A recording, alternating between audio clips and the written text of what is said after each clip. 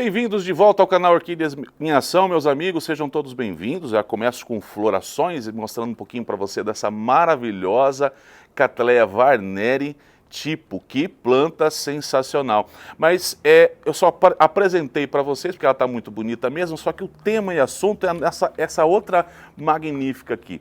A passarela é toda dela. Epigênio lione. Essa é a planta que nós vamos falar um pouquinho hoje, porque eu sei que muitas pessoas não conhecem e as que conhecem e até possuem essa planta têm dificuldade do seu cultivo. Essa é uma planta asiática que vem da região ali de Filipinas, em Bornéu, uma planta que sempre a gente, quando estuda ela, tem os complementos de que para cultivá-la é necessário que nós tenhamos muita umidade. Ela é uma planta que precisa de muita umidade para que a gente possa ter sucesso com ela. Iluminação é uma coisa que se faz necessário quando você estuda a Epigênio lione, mas o que mais se retrata é que ela convive em habitats que são extremamente úmidos, fazendo com que a gente tenha em mente que no cultivo nós teríamos que reproduzir, né, simular essa situação de alta umidade dentro do orquidário. Essa planta também é conhecida como Dendrobium lione. E aí a gente começa a entender que pode ser que essa planta tenha extremas necessidades de iluminação. Bom, como a gente não conhece muito bem como que essa planta vegeta lá no seu habitat, foi necessário que aqui no meu orquidário eu fizesse diversas experiências, perdesse várias vezes parte dessa planta para chegar no resultado que vocês estão vendo. Para você não precisar passar por isso, anota tudo o que essa planta realmente precisa para você ter sucesso na sua casa. Fazendo aquilo que muitos estudos, muitos livros, revistas e alguns amigos falavam quando se retratava essa planta, eu coloquei essa planta num vaso plástico com muito esfagno, né, proveniente com esfagno, com pinos ali, mas mantia muito mais esfagno para que a umidade ali fosse aumentada devido a essas informações de que ela tinha uma necessidade de muita umidade. O que acabou acontecendo foi que essa planta fungou 2 vezes nessas condições. Apodrecimento de raiz era uma coisa muito simples de acontecer nela, até porque uma das outras coisas muito curiosas sobre essa planta é de que ela não produz raízes. Você não vê raízes aqui, ó, saindo para fora do vaso como cattleyas e tal. Sabe por quê? Os centímetros que as raízes dessa planta crescem é de aproximadamente 8, 6 centímetros. Ela produz raízes de crescimento muito pequeno.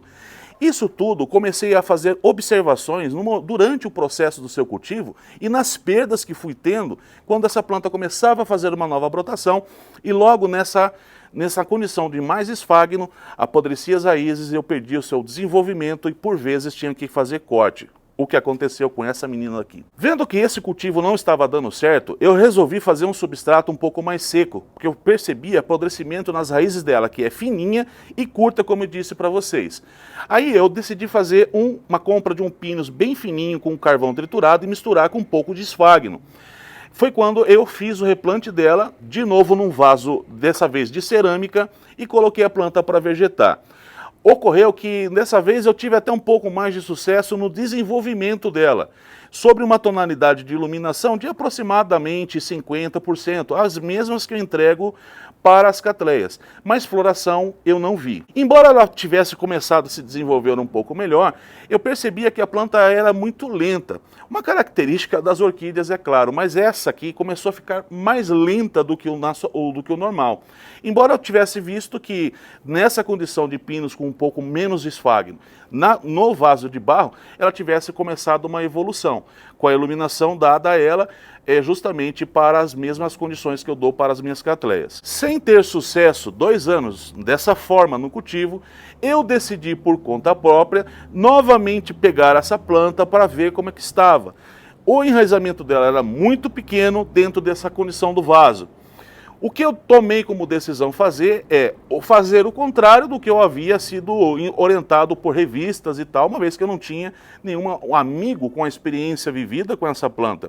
Então eu decidi que eu ia fazer totalmente diferente. Dei a essa planta a condição de um vaso de cachepô, entendendo que ela tinha raízes muito fininhas e produzia poucas raízes.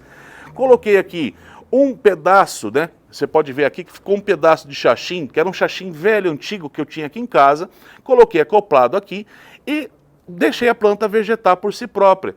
Ela então foi encontrando os seus caminhos. O substrato que eu utilizei dentro do cachepô foi casca de arroz carbonizada, usei um pouquinho de perlita, coloquei o carvão triturado pequenininho, com pinos também pequenininho, um substrato bem mais seco do que o que ela estava acostumada a vegetar nas condições anteriores dentro do meu orquidário, e a partir desse momento eu coloquei essa planta lá em cima no meu orquidário. Ela ficou aproximadamente 80 centímetros da minha tela de sombreamento, que está a 3,20 metros da minha cabeça.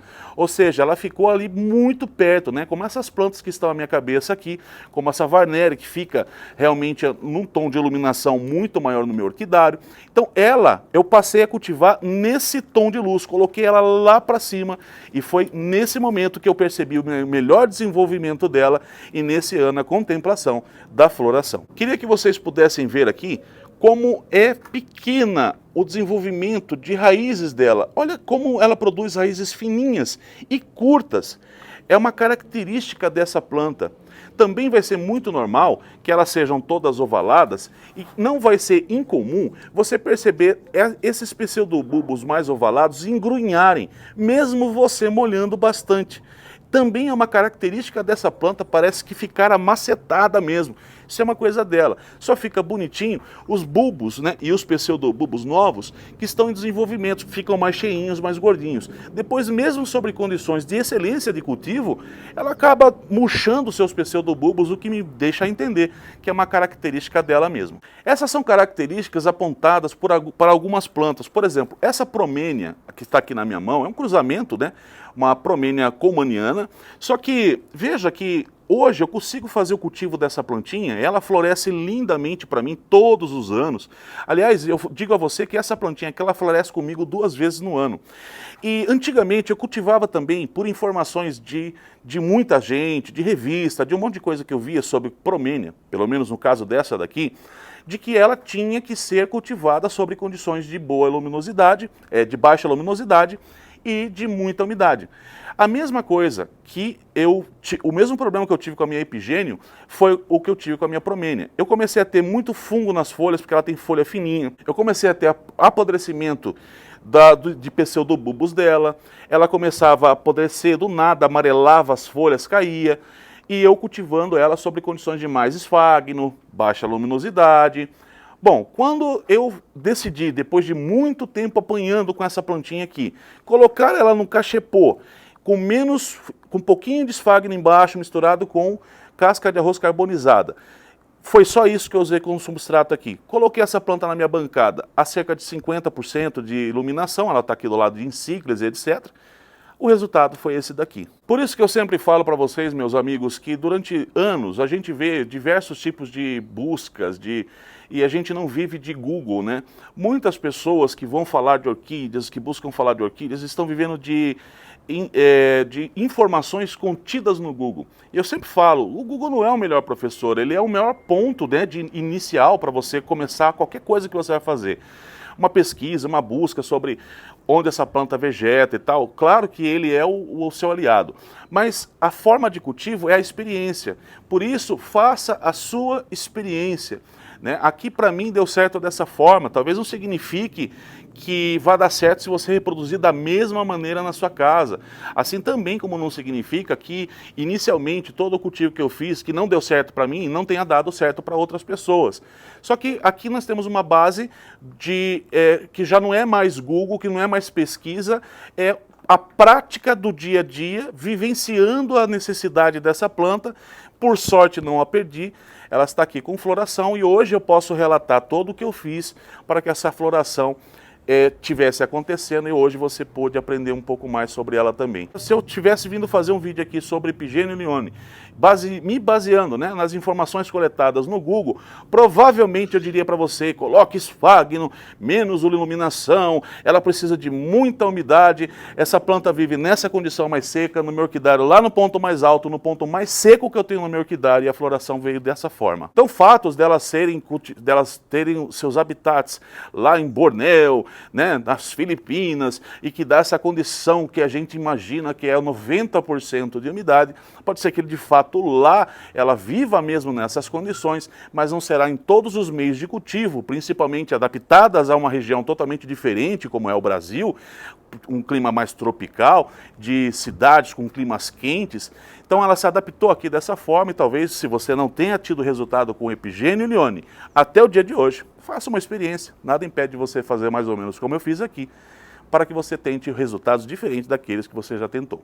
Tem mais vídeo na telinha para você continuar aprendendo aqui no canal. Eu recomendo muito que você fique na nossa companhia. Esse vídeo merece demais o seu like. Nós temos um encontro no próximo vídeo. Um super beijo e até lá. Tchau!